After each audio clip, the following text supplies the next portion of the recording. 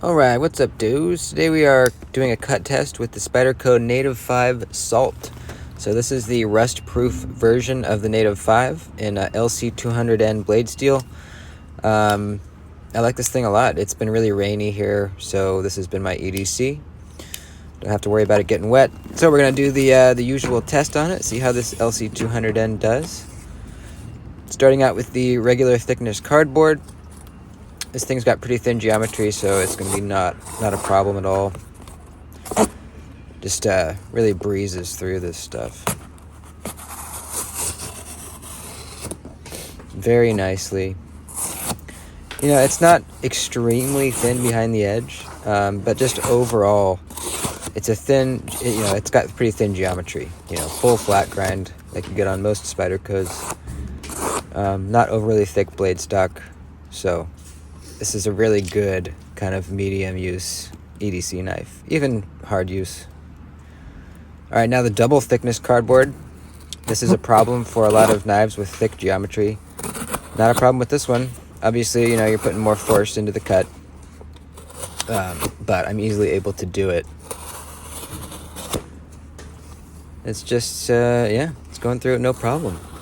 The ergos, as I'm putting pressure into these cuts, is pretty good, actually. I am choked up most of the time. I feel that I get a little bit more of a better grip when I'm choked up in the choil position. We're slicing some paper. It's still going through that easily. So we're still good. We still got some bite left on the edge there. Now some rubber tubing. This is more of like a food prep style test to see how it would be in that kind of situation. You know, it being a rust-proof steel, this could be a very good EDC or a food prep knife, in that you can just wash it off in the sink, not have to worry about it. Maybe when you're camping or whatever.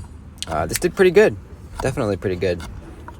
You know, the leaf-shaped blade is, I think, pretty good for food prep.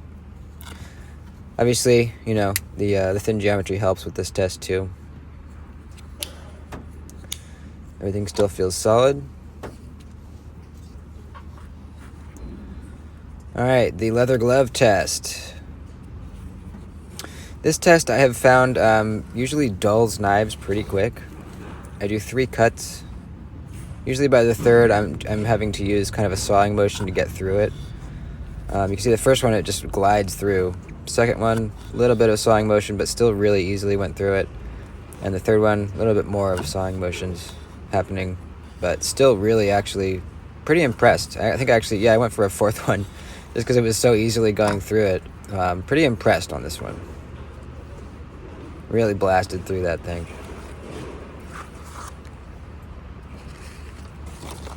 Going back to the paper to see where we're at. Definitely, we're dulling it at this point, definitely. Still going through the paper though. If you get the right angle, it's going through. Definitely seeing some wear on the edge though at this point. Now the bungee cord. Easy. Now the bungee cord chop.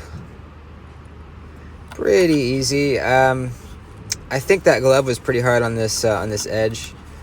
I think that's really dulled it pretty well. I've seen a lot of knives do a little better on this bungee test than the LC200N does. You'll see here when I go back to the paper, it's starting to really have issues going through the paper. Unless you get the perfect angle, it'll go through, but you know, we're seeing issues. Now to the big daddy test, the polypropylene rope. This is a very tough test on an edge. I'm choking back. I think I tried the first one, choked back. Did not go through first try. Going at it again, choked up. And this time it does go through. Second try. So not bad. Some knives won't even go through it at all. Going for a second one. Still choked up. First try doesn't get it. Second try does. So that's pretty impressive, you know? Third try, I always do 3 cuts unless it's just not going through it after 2 tries. And it did the third one after 2 tries. So, you know, while the edge has definitely very dull, not very dull, you know, you can see it's struggling going through the paper. you know, the ergos are good enough where I can put enough pressure into the cut there where I can still get through it. And I think it has to do with, you know, the overall thin geometry of the edge. You know, even though it's not got the bite left, it can still go through that tough rope. So I think that's very cool. You know, this LC200N seems to not hold an edge ridiculously long. But you'll see in a second here that it does drop back really easily. Just doing some utility cuts. This blade shape is really great for this style cut. You know, nice low tip. Really easy to get to the tip. You're not raising your wrist up too high to get to it. And yeah, just really, really good for this style cutting. So there it is. I'm pretty impressed with this little thing, you know.